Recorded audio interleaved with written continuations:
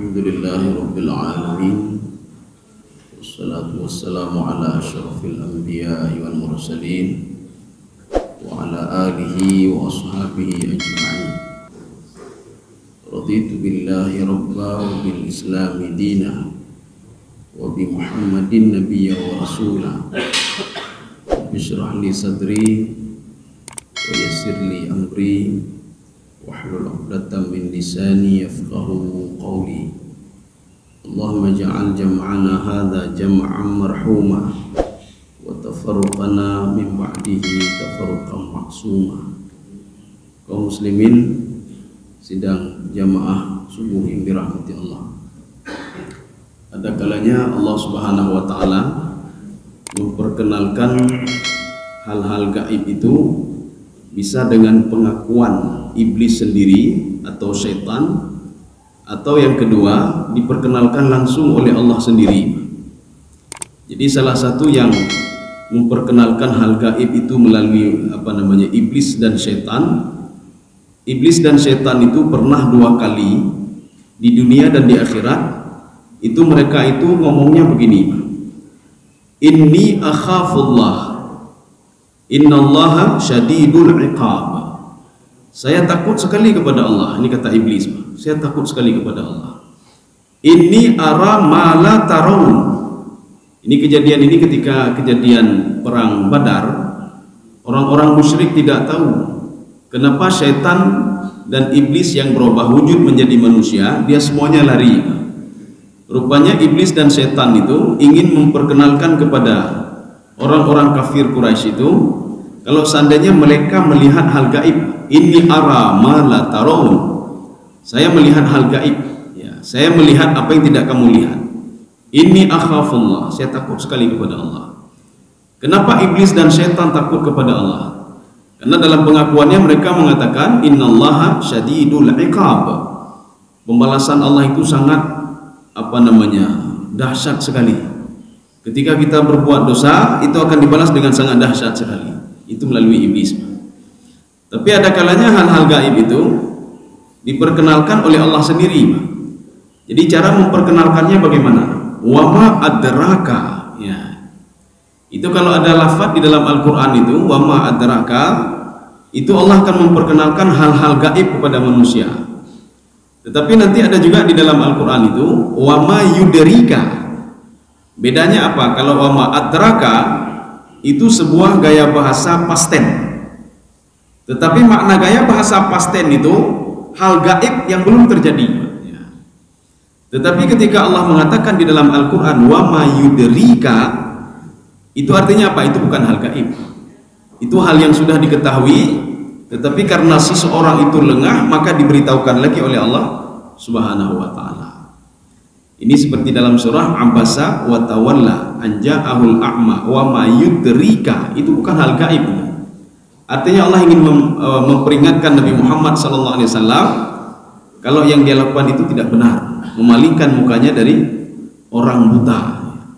Kita sekarang lanjut, ini juga masih gaya bahasa Allah memperkenalkan hal-hal gaib ini.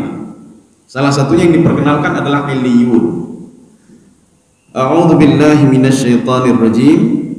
Bismillahirrahmanirrahim. Wa ma adraka ma illiyun. Ya. Kalau di dalam teorinya penafsir itu, kalau di dalam Al-Qur'an itu disebutkan dengan gaya bahasa khitabi. Khitabi itu begini, kamu tahu enggak? Itu tidak ada lain kecuali Nabi Muhammad. Qul, katakanlah, tidak ada lain kecuali Nabi Muhammad sallallahu alaihi wasallam. Termasuk di dalam tafsir Jalalain, beliau mengatakan wa ma adraka, kamu tahu hai Muhammad, illiyun itu, ya ini versi tafsir Jalalain, tapi ada yang unik dari tafsir Al-Qurtubi. Imam Al-Qurtubi mengatakan dialog Allah ini bukan dengan Nabi Muhammad, tetapi dialognya dengan malaikat Israfil. Jadi malaikat Israfil kan kalau di dalam kitab An-Nihayah wal Bidayah yang dikarang oleh Imam Ibnu Katsir, apa kata beliau?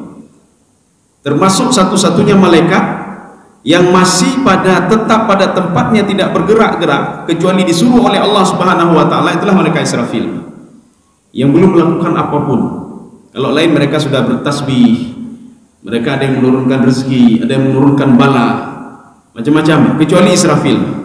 Maka Israfil sangkakalanya masih di mulutnya. Ini kata di dalam kitab Al-Bidayah wa Nihayah. Sampai Allah menyuruh dia untuk meniup sangkakala yang pertama dan meniup sangkakala yang kedua dengan jangka waktu 40 tahun lamanya. Jadi tiupan sangkakala yang pertama itu dengan kedua itu jaraknya 40 tahun. 40 tahun kalau kita kira dengan hitungan langit itu 40 tahun kali 1000 berarti 40.000 tahun lamanya. Makanya tenggang waktu ketika bumi ini sudah dihancurkan oleh Allah dan diratakan oleh Allah, untuk menunggu manusia bangkit kembali membutuhkan waktu 40.000 tahun lamanya. Artinya waktu yang sangat lama sekali. Kalau dibandingkan dengan kita hidup di dunia ini, cuma 60 tahun, 70 tahun, 80 tahun. Itu pun kita sudah bangga sekali, Pak. 60 tahun. Kayu dah katro dah lumba. Kananyo, kanaji. Ya. Tapi setelah itu kan dia tinggalkan semuanya. Ini seperti kata Imam Al-Ghazali, bodoh sekali manusia itu, kata beliau. Setelah puluhan tahun dia kumpulkan harta. Setelah itu apa? Dia meninggalkan harta dia begitu saja. Kan bodoh namanya. Kalau seorang itu tidak bodoh, ketika dia kumpulkan hartanya, hartanya pun ikut bersama dia. Itu tidak bodoh, kata beliau. Tetapi bodohnya manusia, ketika sudah dikumpulkan harta itu sebanyak mungkin, dia tinggalkan begitu saja harta itu. Dia meninggal dunia, kan meninggalkan harta begitu saja. Kaum muslimin sedang jemaah yang dirahmati Allah. Maka ini ada dua pemahaman. Pemahaman selain Imam Al-Qurtubi, ini mengatakan Allah berdialog dengan Nabi Muhammad SAW. Ketika cerita tentang Illiyin, jadi Allah berdialog, kamu tahu wahai Muhammad Illiyun? Maksudnya apa? Nabi Muhammad tidak tahu apa itu Illiyun karena itu hal gaib, kecuali diperkenalkan oleh Allah Subhanahu wa taala. Seperti Allah memperkenalkan kepada Nabi Muhammad, wa ma adraka ma hiyah. Itu hiyah itu sebenarnya wa ma adraka ma hiyah, bukan hiyah. Kenapa ada wa ma adraka ma hiyah? Ada hak di situ. Itu namanya hak wakaf. Di dalam tafsir Al-Qurtubi ini namanya hak wakaf. Untuk apa hak wakaf? Litahrikil ya sukun. Mahiyah. Apa namanya? Mahiyah, mahiyah. Ya, jadi barisnya mahiyah. Seperti sultani, sultaniyah, mali, maliyah. Kaum muslimin sedang jamaah yang dirahmati Allah. Karena ini hal gaib. Jadi neraka hamiyah itu hal gaib. Walaupun kalau kita lihat itu ada nama orang namanya Hamiyah ya. Jadi ada yang WA saya, dia nanya namanya itu siapa nama dia. Jadi dia WA saya, jadi katanya nama dia itu Narun Hamiyah namanya. Jadi dia tanya, tolong artikan sebentar nama saya Narun Hamiyah kalian api neraka yang menyala-nyala. Jadi lo pengabangannya enggak usah saya kasih tahu sajalah, coba lihat Al-Qur'an saja. Coba lihat Al-Qur'an ayat sekian-sekian, coba lihat. Nanti setelah itu kasih tahu saya. Setelah itu sampai sekarang Nabi Depreteli ya. Jadi nama dia itu Narun Hamiyah, api neraka yang menyala-nyala. Ini sama juga seperti ini. Pemahaman yang kedua, Allah berdialog dengan malaikat Israfil. Maknanya apa? Israfil pun tidak tahu kalau Illiyin itu tempat khusus bagi orang-orang yang beriman. Kalau kita merujuk ke dalam tafsir Sawi, di situ diungkapkan ketika roh orang-orang mukmin itu sudah naik ke atas, fayadu'uhu fil qindil, diletakkan sebuah tempat qindil. Ya. Ada yang mengatakan juga di sebuah tempat seperti istana gitu. Ada yang mengatakan tempat yang luasnya itu sab'ina dzira'an fi sab'ina dzira'an. 70 zira' kali 70 zira'. Ukuran zira'nya malaikat, bukan zira' manusia. Jadi 70 zira' malaikat kali 70 zira' malaikat. Begitu luas sekali. Jadi seorang dengan begitu bebas, dia leluasa di alam barzakh itu. Tidak seperti yang kita bayangkan di dalam kubur, tidak. Itu hanya jasadnya saja. Jadi tubuhnya, rohnya tidak di situ lagi. Rohnya itu antara dua.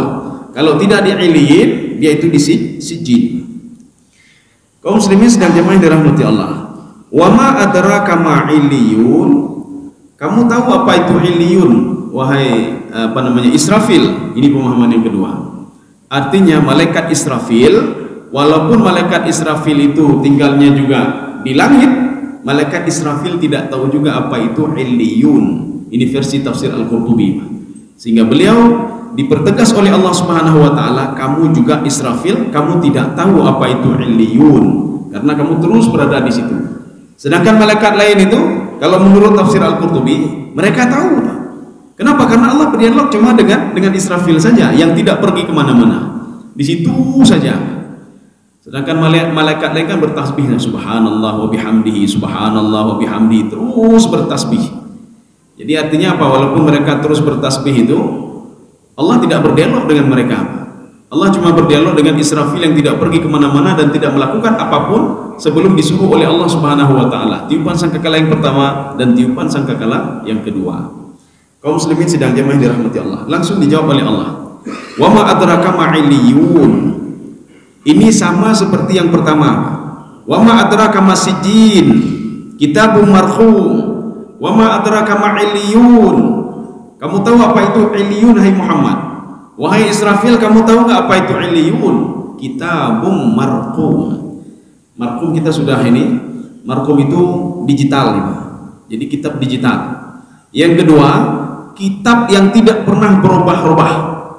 Jadi tidak pernah berubah-ubah dia, tidak bisa dihapus dan lain sebagainya, tidak bisa dirubah kecuali dirubah oleh Allah Subhanahu wa Ta'ala. Ini maknanya kitabun marqum. Jadi marqum itu seperti kita mengambil pulpen atau spidol, kemudian kita ambil kertas, kita tulis, itu tidak bisa berubah lagi. Inilah marqum namanya. Artinya semua ketetapan Allah Subhanahu wa Ta'ala, semua catatan dua malaikat ini tidak bisa berubah kecuali dirubah oleh Allah nanti. Makanya namanya hari kiamat nanti. Makanya malaikat itu, ibadah itu kan ada dua versi. Ada ibadah zahiri, ada ibadah batini. Urusan malaikat ini cuma ibadah zahiri saja, yang nampak sama dua malaikat. Ketika ibadah batini itu urusan Allah Subhanahu wa Ta'ala. Urusan hati itu semua urusan Allah.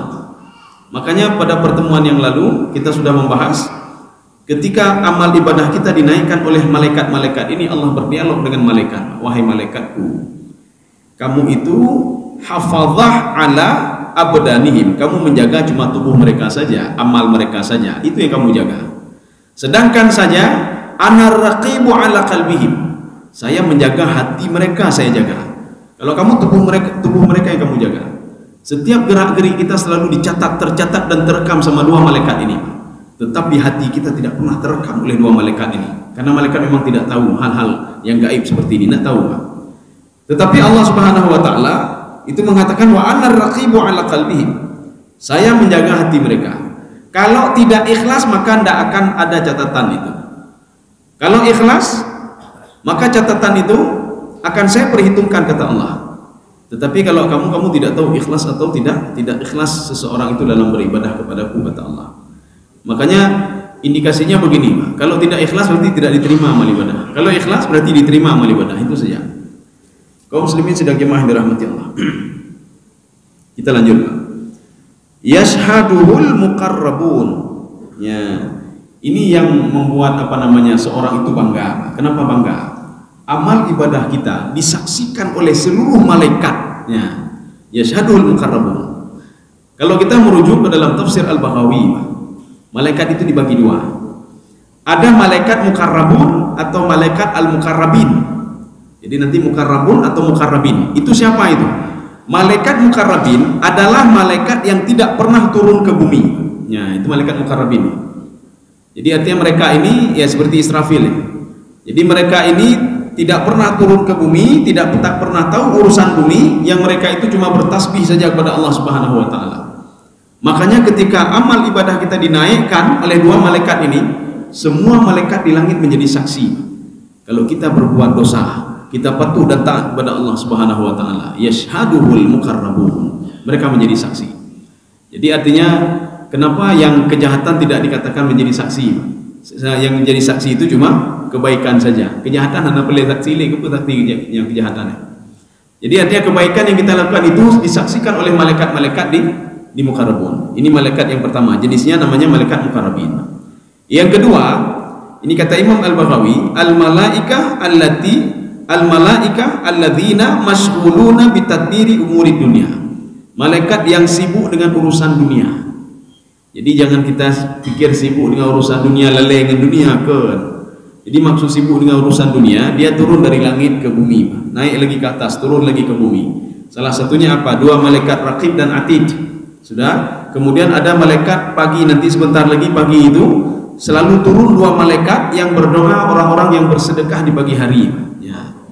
Dia berdoa, Allahumma a'ti munfiqan khalafan wa a'ti mumsikan talafan. Ya Allah, berikanlah kepada orang yang bersedekah itu gantinya, dan berikanlah kepada orang yang bakhil kehancuran hartanya. Naik lagi. Itu saja tugas malaikat itu. Itu saja tugasnya. Maka beruntunglah orang-orang yang bersedekah di pagi hari itu sempat dapat doanya malaikat. Dapat doa malaikat. Kemudian yang ketiga, ada malaikat dalam sebuah hadis itu sayyahina 'alal ardi. Mereka terus berjalan-jalan di bumi, Pak, berjalan-jalan di bumi mencari orang-orang yang bersalawat kepada Nabi Muhammad sallallahu alaihi wasallam. Ketika mereka bersalawat, salawat itu akan disampaikan kepada Rasulullah SAW. Itu saja perbuatannya. Besok jalan lagi dia, jalan lagi dia, jalan lagi dia. Ya, kemudian malaikat Mikail, ya Mikail menurunkan rezeki, turun lima, naik lagi ke atas, turun lagi, naik lagi ke atas. Kemudian Jibril ada di dalam kitab Al-Bidayah wa Nihayah. Di situ diungkapkan Jibril ketika tidak ada lagi Nabi Muhammad SAW. Karena semua rasul itu semua didampingi oleh Jibril, kecuali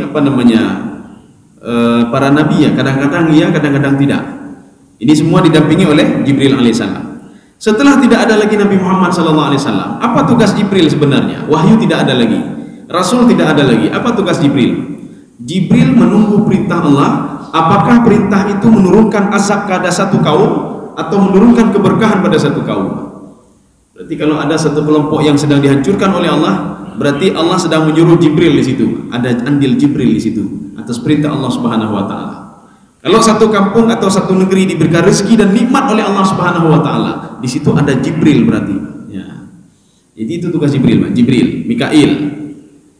Kemudian ada nanti malaikat-malaikat lain, Pak, yang dia naik turun dia, malaikat Israel, ya, Israel. Malaikat Israel di dalam sebuah riwayat, apa kata Israel? Saya hampir setiap hari saya turun melihat orang yang akan saya cabut nyawanya, sehingga saya mengenal dia. Saya lebih mengenal dia dibandingkan dia mengenal diri dia sendiri. Di dalam sebuah riwayat itu Jibril melihat kita. Lihat lo di kalian bapak sekalian, sehari itu sampai 5 kali. Ada yang mengatakan bukan 5 kali, lebih daripada 5 kali. Jadi artinya setiap salat, dia mengatakan setiap salat turun lagi dia. Oh, ini yang akan saya cabut nyawa nanti. Maka dia familiar sekali sama kita. Ketika Allah menyuruh kepada malaikat untuk mencabut nyawa kita, tidak asing lagi sama malaikat itu, tidak asing lagi.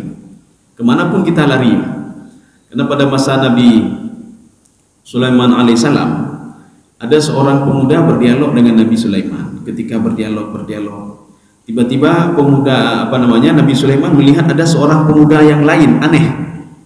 Makanya para nabi itu diberikan firasat, namanya firasat. Walaupun nanti berubah menjadi manusia, tapi dia itu dianggap lain. Ini malaikat atau apa ini?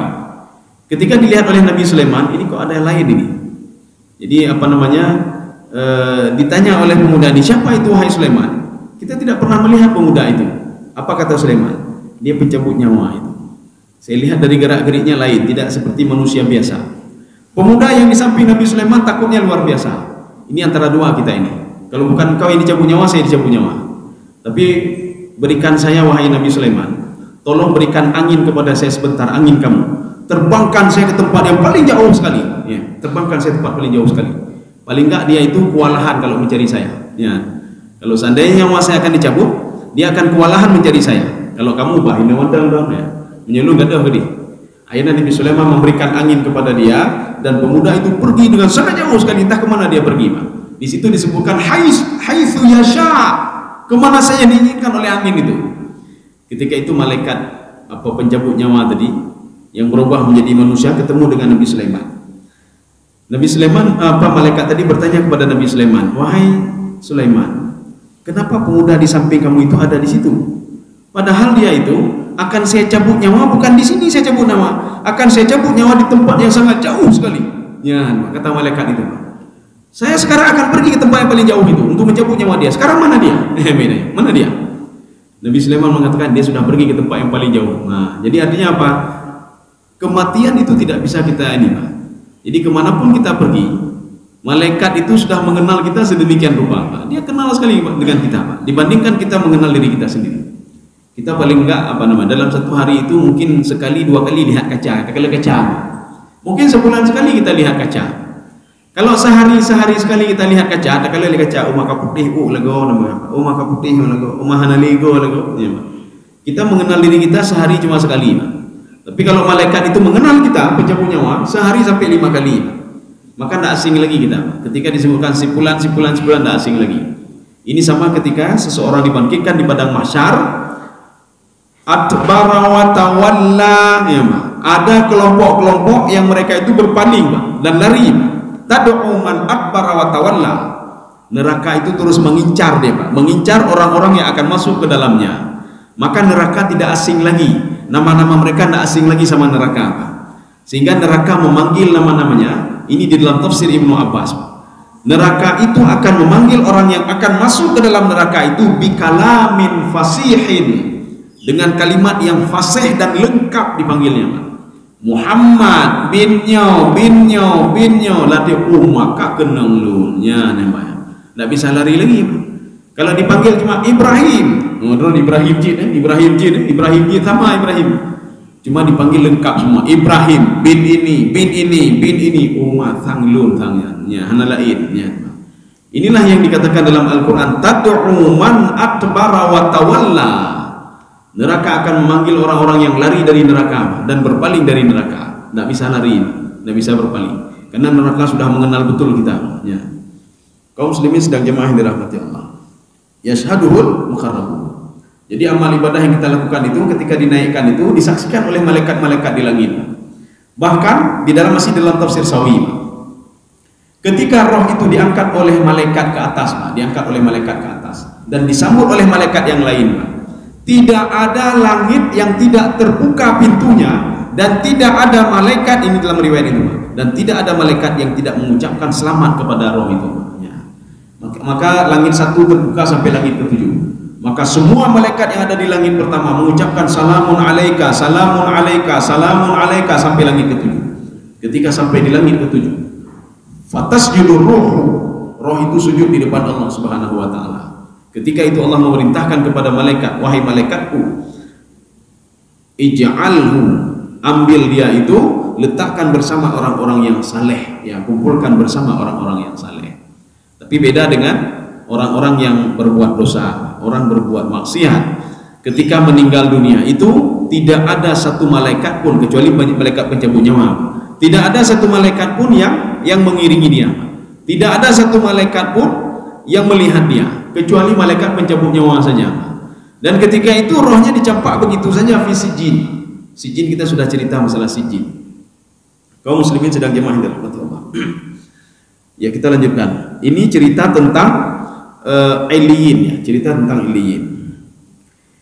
Innal abrara lafi na'im. Ya. Kalau orang-orang baik itu yang sudah berada di Iliyin. Makanya ini nanti ada yang bertanya-tanya begini, di alam barzakh itu bagaimana di alam barzakh? Apakah menakutkan? Menakutkan bagi orang pembuat dosa. Orang pembuat dosa menakutkan. Kenapa? Dia itu tinggal di sijin.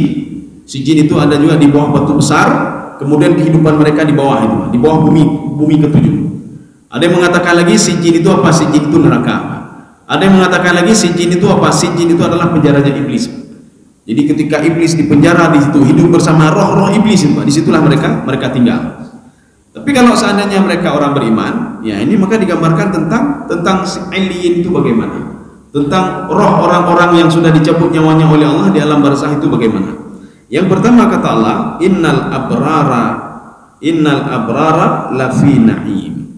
Abrar ini artinya berasal dari kalimat birrun walidaini, berbuat baik kepada orang tua. Abrar, orang yang berbuat baik, orang yang patuh, orang yang taat kepada Allah.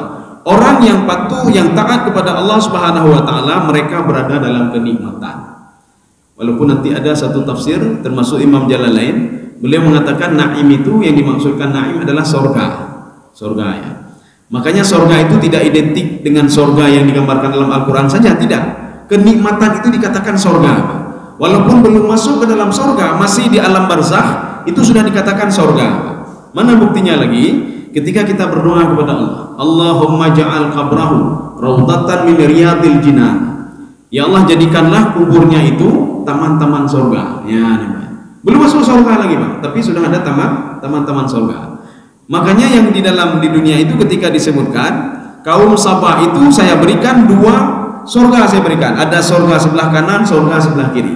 Apakah surga yang di atas itu? Tidak, bukan surga itu. Jadi makna jannah di sini adalah kebun-kebun yang diberikan oleh Allah Subhanahu wa taala kepada kaum Sabah. Yang pada akhirnya mereka itu ingkar kepada nikmat Allah, semua itu diambil kembali oleh Allah Subhanahu wa taala. Ini kan begitu juga. Walaupun kita ingkar kepada Allah, ada naudzubillah min dzalik. Tangan tidak mau beribadah, kepala tidak mau beribadah, kaki tidak mau beribadah, perut tidak mau beribadah, tidak patuh kepada Allah, telinga tidak patuh kepada Allah, mulut tidak patuh kepada Allah, yang nantinya akan diambil kembali oleh Allah Subhanahu wa taala. Cuma dipinjamkan sebentar saja, Pak. Ada yang 60 tahun, 70 tahun, 80 tahun, 100 tahun, setelah itu berpisah. Makanya kehidupan paling singkat itu, yang pertama di dalam kandungan, yang kedua di dunia itu paling singkat itu. Yang paling lama itu mana? Ya, kehidupan di alam roh itu lama sekali. Kehidupan di alam roh, satu. Yang kedua, kehidupan di alam barzakh itu lama sekali. Di alam barzakh itu lama sekali. Dibuktikan dengan Nabi Adam sampai sekarang belum bangkit-bangkit lagi, Pak. Mereka masih berada di alam barzakh. Kemudian yang ketiga, di antara tiupan sangkakala yang pertama dengan kedua itu 40.000 tahun lamanya, lama sekali juga. Yang keempat, ketika di padang mahsyar, satu hari itu sampai 50.000 tahun lamanya, 50.000 tahun, Pak. Ya, jadi lama sekali. Kalau seandainya mereka tidak mau mengakui, diperpanjang lagi 50.000, ditambah 2 lagi, berarti 100.000 tahun lamanya mereka di padang mahsyar. Yang lebih dahsyat lagi itu yang terakhir. Kalau mereka kekal di dalam neraka, maka selama-lamanya kekal. Kalau mereka kekal di dalam surga, berarti selama-lamanya kekal di dalam surga. Artinya kita ini masih kehidupan singkat nih, Pak. Kehidupan singkat yang kedua. Jadi baik terpikir yang abadi, Pak. Ya. Baik terpikir kehidupan ini abadi. Abadi selama-lamanya begini, tidak. Kita juga akan mati. Semua juga akan kembali kepada Allah Subhanahu wa taala. Inilah yang namanya innal abrara lafi na'im. Ini membuktikan kalau roh kita yang meninggal itu tidak pernah mati dan terus diberikan nikmat oleh Allah Subhanahu wa taala. Tsumma tuwaffawna ujurakum yaumal qiyamah. Kalau di dunia kita merasa dizalimi oleh orang lain, di dunia kita setiap hari berdoa, tapi bukan hantar gejo oleh Allah Subhanahu wa taala. Kan hana gejo, bukan tidak diberikan oleh Allah, tetapi diberikan sedikit seperti orang tua. Kita sama anak karena sayang sama anak. HP hana gejo, kita batasi HP, Pak. Membatasi HP anak, apakah orang tua marah kepada anaknya? Tidak marah. Kapan diberikan HP itu? Untuk menyokap kuliah baru ya, buat tugas, buat ini, buat itu. Nyobe ilelah, jangan dululah. Jadi makanya ketika itu diberikan sedikit supaya apa? Supaya kita mudah beribadah, mangata ibadah. Nyobe gara-gara ada harta ada ibadah le, katutah ibadah. Ya, namanya. Jadi makanya semua ini yang belum lengkap ini, ketika di dunia rezeki kita contoh 100%, Pak. Ketika di dunia cuma diberikan 5% saja oleh Allah. Supaya apa? Untuk kita juga, Pak. Tsumma tuwaffawna ujurakum yaumal qiyamah. Kemudian sedikit-sedikit nikmat kalian itu akan aku sempurnakan ketika hari kiamat, kata Allah. Hari kiamat itu kapan? Setelah kita meninggal dunia, di alam barzakhnya ini diberikan nikmat. Innal abrara lafi na'im. Nikmat saya berikan banyak kepada kalian, kata Allah. Maka bisa saja tadi di dunia 5%, ketika di alam barzakh diberikan lagi menjadi 20%. Ya, ketika dibangkitkan di padang mahsyar diberikan lagi 30%. Ketika masuk ke dalam surga diberikan sisanya lagi menjadi 70% sehingga lengkap 100% semuanya. Ya, jadi artinya orang kafir ketika di dunia diberikan semuanya 100% oleh Allah. Mau beribadah tidak beribadah terserah kalian, kata Allah. Bahkan ketika kalian itu lupa kepada saya, falamma nasu ma dzukiru bihi fatahna alaihim abwaaba kulli syai'in. Ketika mereka ingkar, puncaknya ingkar kepada saya, mereka tidak mau beribadah kepada saya buka pintu-pintu rezeki kepada mereka. Ya, dibuka lagi pintu rezeki. Maka tidak perlu heran kalau ada orang-orang yang tidak patuh dan taat kepada Allah. Kita lihat mereka itu nikmatnya luar biasa diberikan oleh Allah. Tapi ingat kata Allah, ketika mereka sudah bangga dengan hartanya, bangga dengan jabatannya, bangga dengan apa yang mereka dapatkan di dunia ini, akhadnahum baghtatan, saya ambil mereka tiba-tiba, mereka mati dalam keadaan saya laknat, kata Allah Subhanahu wa taala. Jadi makanya kita jangan melihat kasih sayang Allah itu pada harta, tidak. Bisa saja harta itu untuk mengazab kita. Bahkan di ayat lain Allah mengatakan liyu'adzibahum biha fid dunya. Harta yang aku berikan kepada mereka untuk mengazab mereka di dunia. Makin banyak harta makin susah dia. Jadi Qarun itu makin banyak harta makin susah. Jangan kita pikir makin senang dia, tidak. Makin lama dia makin susah, makin banyak makin susah tuh, makin susah terus. Inna mafatihahu latanu bil usbati ulil quwwah. Itu perlu kita ketahui. Kunci harta Qarun itu tidak sanggup diangkat oleh orang-orang kuat, tidak sanggup. Kuncinya saja, bukan hartanya. Kuncinya.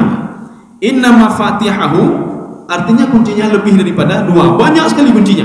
Inna mafatihahu latanu bil usbati ulil quwwah. Tidak sanggup diangkat oleh orang-orang kuat, Pak. Ya, saking banyaknya hartanya. Makanya Qarun itu ijak keno ya, cek hartanya sehingga habis waktu untuk mengecek harta, Pak. Setelah itu habis cek itu, terakhirnya dia tenggelam dengan hartanya. Kaum muslimin sedang jamaah dirahmati Allah. Ini akibat doa Nabi Musa alaihissalam. Jadi Nabi Musa berdoa kepada Allah, ya Allah tenggelamkanlah dia ya Allah dengan harta-hartanya. Akhirnya apa? Tanah itu terbelah. Ini dalam riwayat tafsir Ibnu Katsir ya. Ketika menceritakan bagaimana harta Qarun itu bersama Qarun ditenggelamkan oleh Allah Subhanahu wa taala. Sehingga kita ini saking banyaknya harta itu kan dikenal dengan harta Qarun. Katanya di Indonesia demi harta terpegali harta Qarun, padahal hubungan ini. Harta Qarun artinya apa? Harta punya si Qarun, ya namanya. Tapi kita ketika ketemu harta di Indonesia nya harta Qarun, padahal harta Qarun kayak itu ya, jadi artinya apa? Harta milik si Qarun yang sudah ditenggelamkan oleh Allah Subhanahu wa taala. Ini juga pernah mengecoh orang beriman hartanya ini. Jadi orang beriman pengikut Nabi Musa alaihissalam, Bani Israel itu ketika melihat Qarun, mereka merasa minder ya. Kita ini tidak diberikan apa-apa oleh Allah. Senang sekalilah dia, bangga sekalilah hidupnya, enak sekalilah hidupnya. Dia dapat harta, kemudian ahli ibadah lagi, dia ahli ibadah Qarun ini, Pak. Tetapi ibadahnya makin lama makin berkurang gara-gara bertambahnya hartanya. Sehingga teman-temannya yang beriman itu dari Bani Israel mengatakan, celaka kamu itu yang diberikan oleh akhirat itu lebih bagus daripada ini, pemberian Allah lebih bagus daripada ini. Walaupun ini juga pemberian Allah Subhanahu wa taala, tetapi untuk mengazab dia di dunia. Yang ada di akhirat itu lebih baik daripada ini ya. Kenapa? Karena setelah dia meninggal itu semuanya ditinggalkan semua, tidak ada yang dibawa oleh Qarun, dan harta itu pun tidak bisa menolong Qarun menyelamatkan dia dari azab neraka. Kaum muslimin sedang jamaah dirahmati Allah ya, kita lanjutkan lagi. Ini yang pertama nih, Pak. Artinya orang yang, kalau ada yang bertanya nanti, ini kerja kita apa nanti di alam barzakh? Nah, kita ini kerjanya apa? Jadi kerjanya apa? Sama seperti di dunia. Kita tidak bekerja lagi, kita tidak salat lagi, tidak puasa lagi, tidak beribadah lagi. Inilah yang dikatakan di dalam tafsir Sawi. Jadi ucapan malaikat ini adalah kutipan dari surah Al-Waqiah. Ketika kita meninggal dunia, maka coba kita hafal ini kata-kata ini, kata-kata malaikat ayat ini. Kalau diucapkan oleh malaikat ayat ini kepada kita ketika kita meninggal dunia, sebentar lagi atau beberapa hari lagi atau beberapa tahun lagi, kalau diucapkan kata-kata ini oleh malaikat, kita sudah aman ya, Pak. Posisi aman. Apa ucapan malaikat? Farauhun wa raihanun wa jannatu na'im ya. Maka kalau kita mau meninggal dunia ketika sakaratul maut, ini yang kita dengarkan 3 ayat ini, farauhun wa raihanun wa jannatu na'im. Yan hanalain, Pak. Nyi batolam surga, Pak. Inna abrara lafi na'im. Apa makna 3 itu? Farauhun. Sekarang waktunya untuk istirahat. Artinya kita berada di alam barzakh itu waktu istirahat. Istirahat itu kan enak sekali, Pak. Sama seperti kita bekerja dari hari Senin sampai hari Jumat. Ketika Sabtu dan Ahad waktu istirahat, bisa main-main dengan keluarga, jauh Eropa, jauh Singapura, jauh kata nih, Pak. Refreshing namanya, Pak. Tidak perlu kerja lagi. Kerja itu hari Senin sampai hari Jumat. Cari rezeki itu Senin sampai Jumat. Setelah itu kumpulkan duit, pergi ke sana kemari. Begitu pula seorang ketika dicabut nyawanya. Farauhun, sekarang waktu kamu untuk beristirahat. Tidak perlu buat apa-apa lagi, tinggal santai-santai saja. Waraihan, kamu memetik amal ibadahmu yang sudah kamu lakukan di dunia 60 tahun, 70 tahun, 80 tahun. Berapa tahun yang sudah kamu nikahkan akan diberikan pahalanya oleh Allah Subhanahu wa taala. Kamu tinggal nikmati saja. Wa jannatun na'im, surga Jannatun Na'im sedang menunggumu. Ya, jadi kalau kita nanti waktu meninggal dunia, kita dengar ucapan ini, maka tersenyum seorang itu. Maka jangan sampai kita dengar ucapan malaikat yang kedua. Apa ucapan yang kedua? Idhab ila nari jahannam, ukhruji, keluar kamu, pergi ke neraka jahannam. Kalau sudah disebutkan itu kabeh deh. Makanya Rasulullah Sallallahu Alaihi Wasallam ketika mengatakan kepada Aisyah, wahai Aisyah, ketika seseorang itu di padang mahsyar, dia ditanya oleh malaikat, didialog oleh malaikatnya kabeh.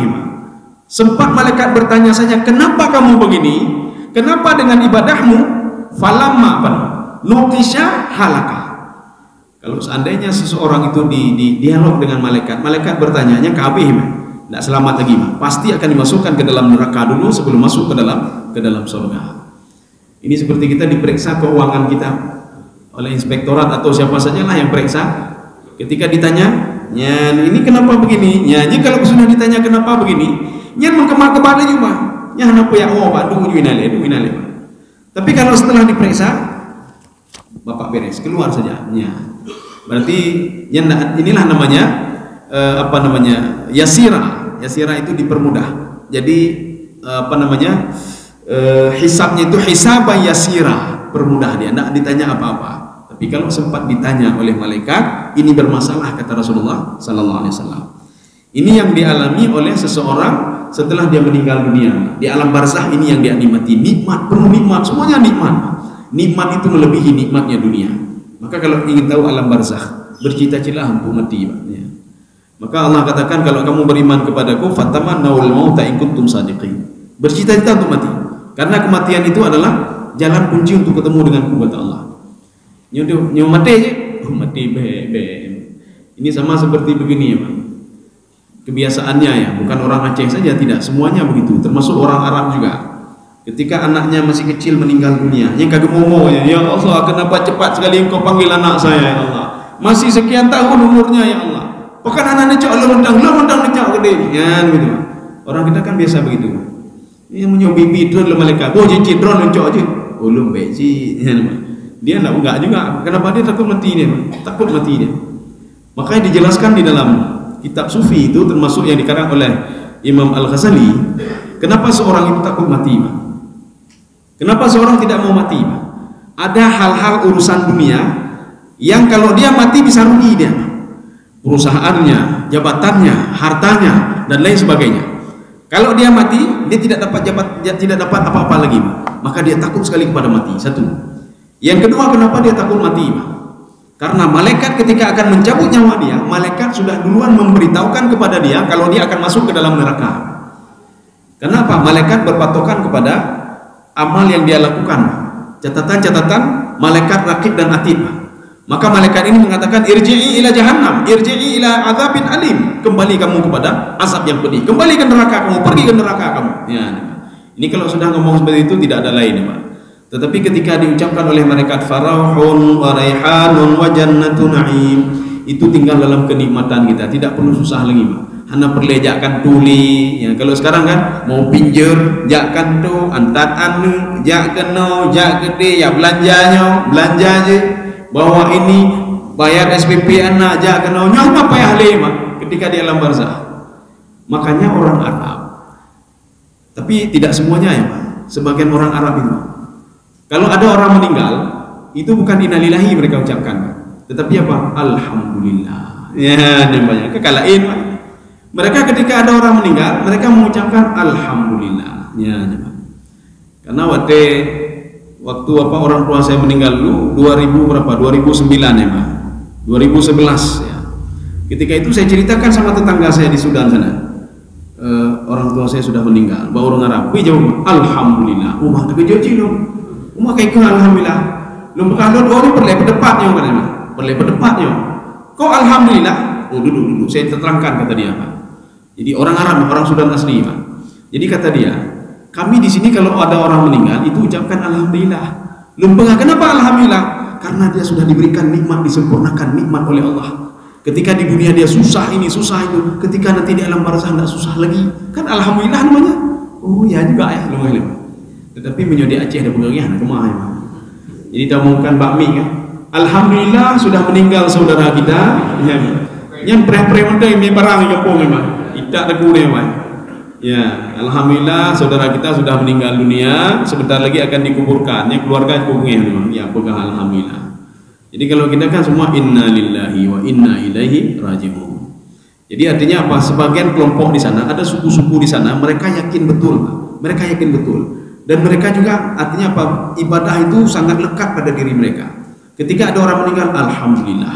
Artinya apa? Kesengsaraan dunia sudah dia tinggalkan. Dia tidak beribadah lagi, tidak ini lagi, tidak puasa, tidak salat lagi, tidak tahajud lagi, tidak menanggung anaknya, nanggung ini, tidak ada beban lagi ketika meninggal. Tetapi bebannya bagi orang yang tidak salat, ditemayangkan, berbuat maksiat dan lain sebagainya. Sebelum dia ketemu dengan Allah, di sijin saja sudah beban sama dia, Pak. Di penjara iblis saja sudah beban dia. Apalagi dibangkitkan di padang mahsyar nanti, Pak. Apalagi ketika dia dihisab nanti, Pak. Apalagi ketika dia sudah dimasukkan ke dalam neraka nanti, Pak. Dia akan sengsara selama-lamanya di situ. Nauzubillah min dzalik. Kaum muslimin sedang jamaah yang dirahmati Allah. Ini yang pertama. Yang kedua, yang dilakukan oleh orang-orang yang sudah meninggal itu di alam barzakh itu apa? Ya, ini yang dilakukan yang kedua. Kalau tadi itu mereka diberikan nikmat terus oleh Allah Subhanahu wa taala. Kalau versi tafsir At-Tabari, Imam At-Tabari mengatakan yang dilakukan oleh roh-roh ketika dia sudah meninggal dunia, roh-roh yang baik-baik, yatalaqqa ba'duhum ba'dan. Mereka saling ketemu satu sama lainnya. Jadi merumpok dia, Pak. Katanya tahu perlu merumpok, urung-urung saleh. Merumpok dengan apa namanya rohnya, dengan Nabi Muhammad rohnya mundur merumpok dia, Pak. Alhamdulillah ini ketemu dengan ini, saya cuma dengar nama saja akan merumpok ini, Pak. Oh ini Nabi Hud, ini Nabi Saleh, ini Nabi ini, ketemu semuanya.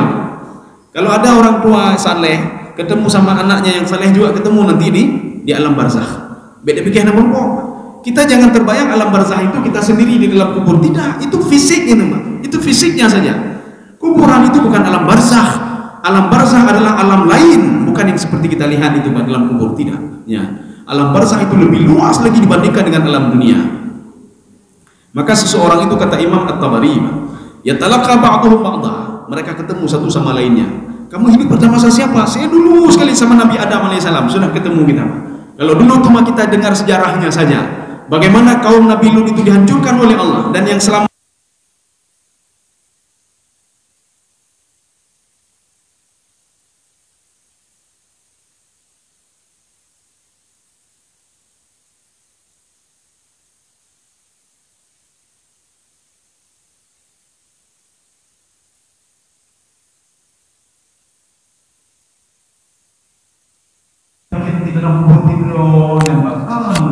itu dalam pikiran kita ya. Ini sekarang yang kedua. Ini dalam Al-Quran itu alal ara'ik yang durun. Jadi apa yang mereka lakukan? Alal ara'ik. Kalau ada terjemahan saya minta tolong dibaca terjemahannya sebentar. Ara'ik itu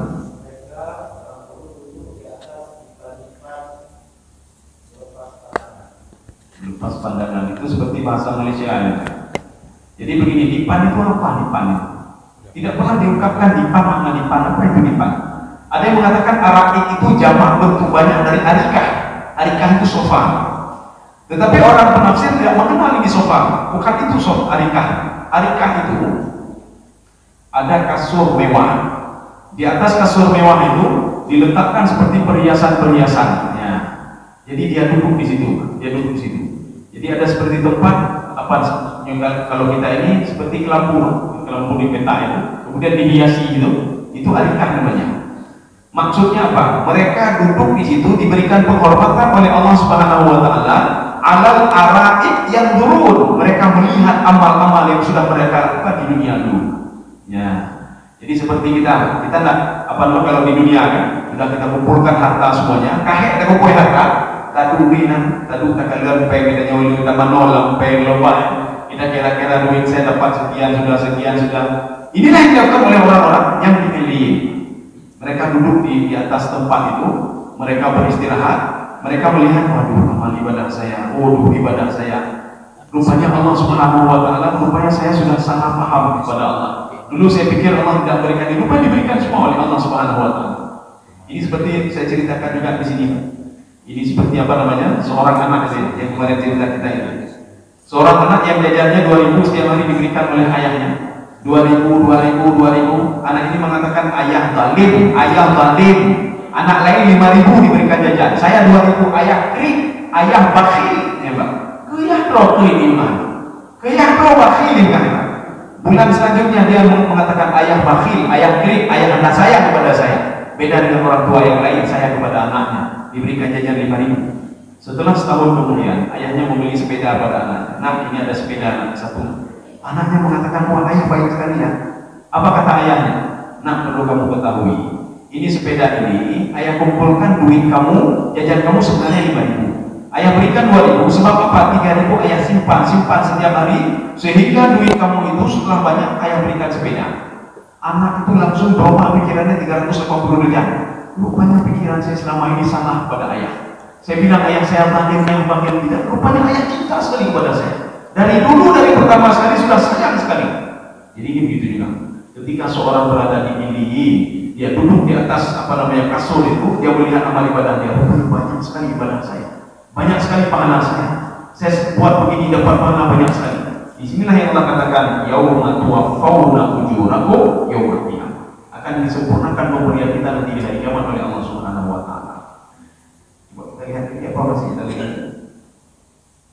Iya, kita lihat lagi apa yang mereka lakukan lagi. Ta'arifu fi wujuhihim nadratan na'im. Jadi Allah mengatakan kepada ini antara dua. Kalau bukan Nabi Muhammad pada Israfil, wahai Muhammad, kalau tidak percaya nanti, kamu akan melihat muka-muka mereka. Kita nanti akan ketemu dengan Nabi Muhammad di alam barzakh. Jadi ketika itu Allah Subhanahu wa taala mengatakan kepada Nabi Muhammad, coba lihat. Bukti mereka itu senang lihat dari mukanya. Nadratan na'im, mukanya penuh dengan nikmat. Kita di dunia ini sekarang bisa juga kalau ingin lihat hati seorang lihat mukanya yang menyongkang keruk berarti bermasalah, hatinya bermasalah. Nanti baru dikit. Artinya mana ada problem sama dia, mana ada problem, selalu tersenyum. Urung pun ada problem, apa dikit. Artinya tidak ada persoalan apa sama dia. Dia sudah lempang kerja, tidak ada salah, tidak ada apa-apa lagi. Karena sudah dicabut semuanya oleh Allah Subhanahu wa taala. Maka selalu tersenyum. Begitulah orang ketika di padang di alam barzakh. Jadi bukan berarti saya bilang di alam barzakh itu saya lagi bungo. Artinya apa? Orang bungo, dia tersenyum-senyum apa nggak ada problem lagi kepada dia. Begitu juga orang ketika berada di alam barzakh, tidak ada apa-apa lagi kepada dia. Nadratan na'im, mukanya penuh senyuman selalu. Artinya apa? Dia senang sekali. Khitamuhu wa yusqawna min rahiqin mahtum. Apa itu rahim? Makanya kita di dunia ada yang diharamkan oleh Allah. Jangan makan ini, tapi nanti dihalalkan kembali di akhirat nanti. Tetapi babi itu tidak pernah diharamkan, dihalalkan lagi tidak. Babi tetap haram. Jadi yang diharamkan itu apa? Minuman keras diharamkan. Tetapi nanti di akhirat nanti rahiqin mahtum. Rahim itu minuman keras yang kita kenal di dunia. Kita jangan salah. Ya. Ada orang ketika masuk ke dalam surga, dia melihat kok ada anggur. Sedangkan di dalam surga itu, mala ainun ra'at, wala udhunun sami'at, wala khatara 'ala qalbi bashar. Di surga itu kan tidak pernah tergambar, tapi kok ada anggur. Anggur kan ada di dunia. Ya, berarti sama lah seperti di dunia. Dijawab oleh Allah Subhanahu wa taala, tidak. Anggur itu cuma bentuknya saja, tapi rasanya berbeda. Cuma bentuknya saja. Yang dikenal oleh di dunia dulu namanya apa? Anggur, tapi rasanya akan berbeda kata Allah. Demikian pula minuman keras. Yang kita kenal dari ininya, wah ini minuman keras ini, tapi rasanya berbeda. Karena surga itu belum pernah terdeteksi oleh siapapun. Maka di alam barzakh saja seorang wa yusqawna min rahiqin mahtum. Seorang itu sudah minum air air minuman keras itu yang sudah dihalalkan oleh Allah Subhanahu wa taala, mahtum. Arti maktum apa? Tutup botolnya belum pernah dibuka oleh orang lain. Cuma dia pertama sekali yang membukanya. Ya. Artinya apa? Dia pertama sekali menikmati itu. Tidak ada orang lain. Ini bukti penghormatan Allah Subhanahu wa taala kepada orang itu. Sama seperti masuk dalam surga. Dalam surga tidak ada yang sudah masuk dalam surga. Tidak ada yang sudah pernah masuk dalam surga. Nanti kalau ada yang mengatakan Nabi punya Nabi Idris ya, Nabi Idris sudah masuk dalam surga. Kemudian ketika keluar tinggal telok, ya balik di rumah telok tinggal. Itu cerita mana ini? Ketika Ya'juj telok, Idris tepi, namun keluar lagi saya. Ya, nah ada itu. Cerita apa itu? Jadi artinya apa? Sekarang di dalam surga itu lam yadkhulun insun qablahum wala jan. Tidak ada satu manusia pun, tidak ada satu jin pun yang masuk ke dalam surga. Tidak ada satu orang pun yang menyentuh apa yang ada dalam surga. Ya, jadi nanti kalau sudah ada yang masuk dalam surga, dia akan menceritakan kepada orang lain. Jadi nanti ini kalau cerita Nabi Adam itu ceritanya panjang sekali. Itu bukan surga yang digambarkan dalam Al-Quran. Tetapi kata Imam Sya'rawi dan Ibnu Abbas dan Ibnu Katsir, surganya Nabi Adam itu namanya surga tajribah. Surga tajribah itu bukan surga yang digambarkan dalam Al-Quran, tidak. Surga tajribah itu hanya memiliki 4 sifat saja. Nabi Adam tidak haus, Nabi Adam tidak lapar, Nabi Adam itu diberikan pakaian, fasilitas. Kemudian yang keempat, Nabi Adam itu tidak panas. Wala tadha dalam Al-Quran. La tadma'u fiha wala tadha. Itu saja sifatnya 4. Tapi surga yang digambarkan dalam Al-Quran itu banyak sekali sifatnya. Ya.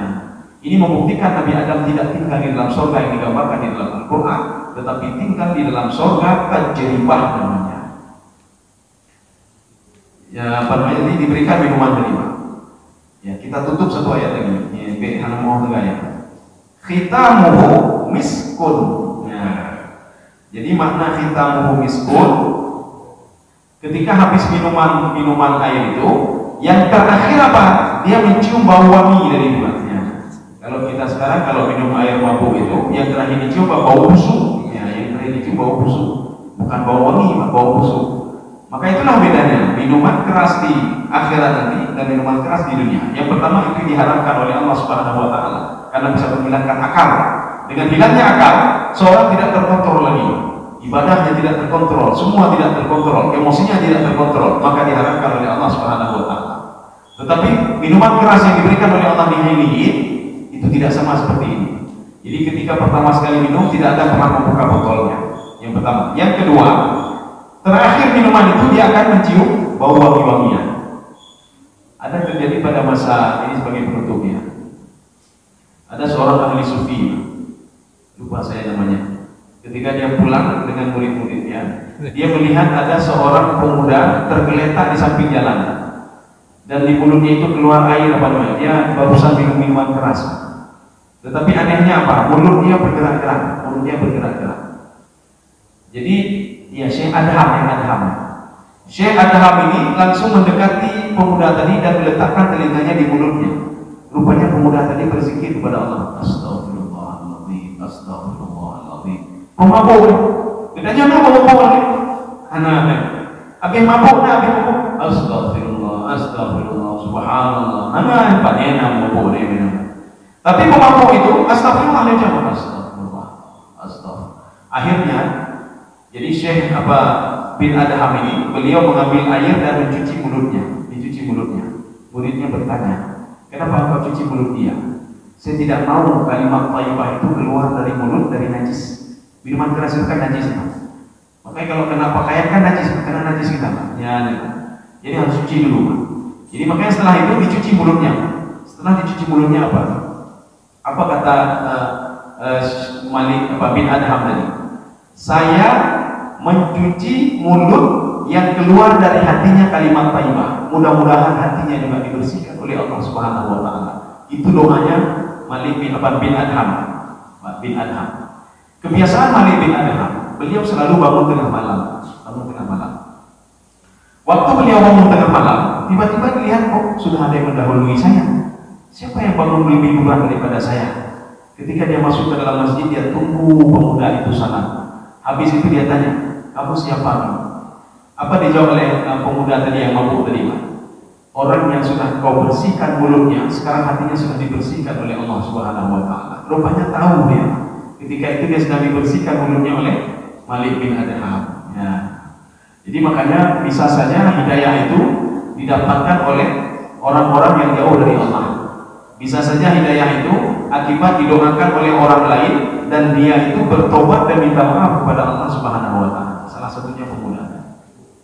Jadi saya rasa cukup sekian ya tentang hal alam barzakh. Kita cerita tentang Hiliyin dan juga kita sudah cerita tentang Sijjin. Mungkin ada yang perlu ditanyakan, kami persilakan.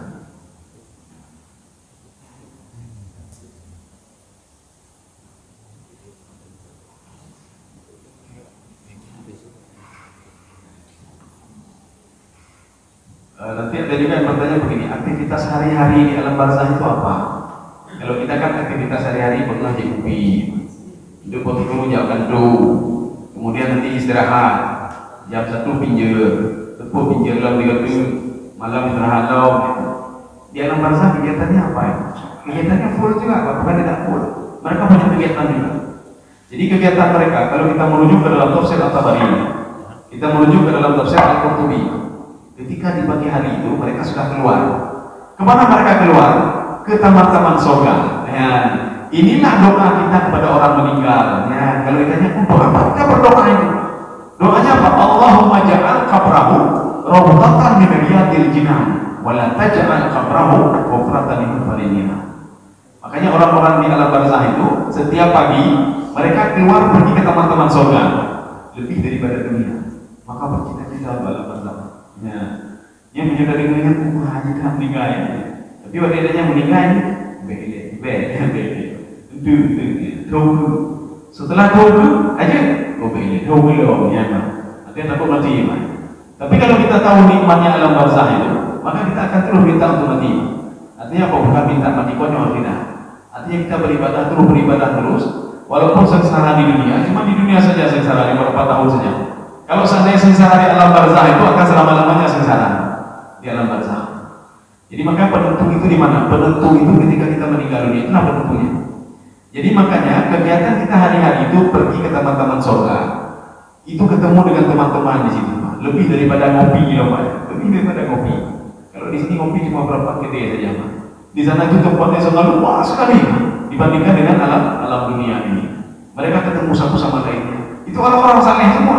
Orang saleh punya di dunianya naurung saleh, naurung yakai, naurung rokai, naurung dengki, ada dengki deh.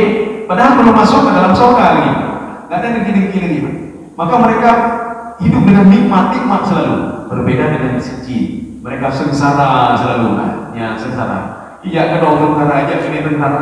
Maka ketika dibangkitkan di pada masyarakat nanti, dua-dua mereka ngomong, "Mamba'atana min marqadina hadza." Kok aneh sekali tempat ini? Siapa yang bangkitkan kita ini? Kita dulunya itu berdialog satu sama lainnya, kita pergi ke teman-teman surga. Ini ada apa ini? Ya. Ada yang mengatakan ini perkataan orang-orang mukmin ketika dibangkitkan dari tidurnya, dari alam barzah oleh Allah Subhanahu wa taala. Ada yang mengatakan yang kedua, itu adalah perkataan orang kafir yang dibangkitkan dari sejid dengan iblis-iblis mereka hidup sengsara. Ketika dibangkitkan, apa ini? Kok tempatnya lain sekali? Di dalam tafsir Baitawi, di dalam tafsir Sawi, tempatnya itu bayda'un, tempatnya putih semuanya. La tara fiha iwaja wala amta. Ini kehidupan di padang mahsyar. Jadi padang mahsyar itu setelah alam barzah ini. Ketika padang mahsyar itu putih semua, tidak ada pohon, tidak ada bangunan, tidak ada kayu, tidak ada gunung, tidak ada lembah. La tara fiha iwaja wala amta. Jadi kalau kita berdiri di sini tembus kemana saja. Ini kalau bangunan ini tidak ada semuanya, bangunan mendung kenapa? Mendung tanya Pak Umat, apa padi, ini padi, ini pulau ini mendung. Kenapa? Tidak tertutup dengan bangunan-bangunan yang lain. Begitulah kehidupan di apa namanya di padang mahsyar nanti.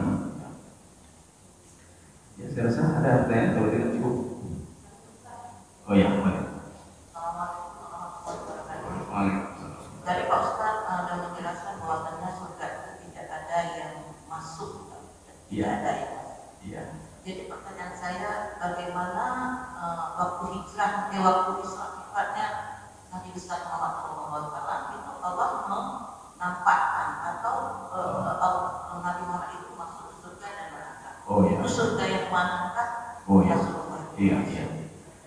Kejadian ketika Mi'raj itu tamsilan Bu yang dinampakkan oleh Allah kepada Nabi Muhammad. Jadi ada orang yang mengangkat neraka ya. Itu bukan Nabi Muhammad masuk ke neraka, tidak. Tapi Nabi Muhammad SAW ketika Mi'raj itu dinampakkan tamsilan-tamsilan. Beginilah tamsilan orang dalam surga, beginilah tamsilan orang dalam neraka. Ada yang menanam padi, ketika dia tanam, setelah dia cabut tumbuh lagi. Itu ibarat orang-orang yang bersedekah. Ketika ditanya, apa itu ya Jibril? Itulah ibarat orang-orang yang bersedekah, tamsilan saja. Kemudian ada orang mengangkat beban, sudah berat, ditambah lagi bebannya, jatuh dia lagi, ditambah lagi bebannya. Ditanya oleh Nabi Muhammad kepada Jibril, itu apa Jibril? Itulah orang yang sudah diberikan amanah. Amanah pertama belum habis, dia minta lagi yang kedua. Nolong. Jabatan satu belum habis, dia bertanggungjawabkan. Belum habis dia mempertanggungjawabkan di depan orang lain, sudah minta yang kedua lagi. Yang kedua belum habis, minta yang ketiga lagi. Artinya dia ingin sebenarnya mentalimi diri dia sendiri. Ya.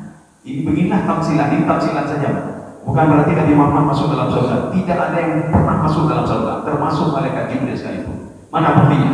Kita buktikan dengan sebuah hadis qudsi. Lamma khalaqallahu jannah wan nar. Ketika Allah menciptakan surga dan neraka, Allah menyuruh kepada malaikat yatafaqat untuk melihat bagaimana surga dan bagaimana neraka. Kalimat yatafaqat ini maknanya apa? Bukan masuk ke dalam surga dan masuk ke dalam neraka, tidak, tetapi melihat dari luar saja. Seperti kita melihat ada rumah seseorang yang baru dibangun, kita cek dari luar, bagus sekali rumahnya ya, taman-tamannya bagus sekali ya, tapi dia tidak diizinkan masuk, ya, dalamnya tidak tahu bagaimana isinya. Sehingga ketika itu malaikat ini dalam riwayat disebutkan malaikat Jibril.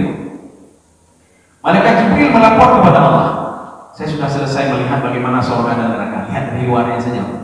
Ketika itu Jibril mengatakan, tidak ada yang tahu bagaimana nikmatnya surga kecuali dia masuk dulu ke dalam surga, dan beruntunglah orang-orang yang masuk ke dalam surga. Ya, ini kata Jibril. Dan celakalah orang-orang yang masuk ke dalam neraka dan mereka tidak tahu bagaimana neraka sebelum mereka masuk dulu ke dalam neraka. Jibril hanya melihat dari luarnya saja. Seperti kita melihat rumah orang, rumah mewah itu dari luarnya sudah indah, apalagi di dalamnya. Tapi dia tidak bisa masuk, boleh bisa masuk ke dalam itu. Ya, jadi itu cuma tafsiran saja. Bukan masuk ke dalam neraka, tidak. Bukan masuk ke dalam surga. Demikian. Karena tugas Nabi itu cuma naik ke atas saja, Sidratul Muntaha, dan bukan ke dalam surga dan neraka. Cuma tamsilan-tamsilan itu dinampakkan oleh malaikat Jibril kepada Nabi Muhammad SAW. Saya rasa cukup sekian saja. Mudah-mudahan ada manfaatnya bagi saya sendiri dan jemaah sekalian. Subhanallah bihamdika, asyhadu an la ilaha illa anta, astaghfiruka wa atubu ilaik. Assalamualaikum warahmatullahi wabarakatuh.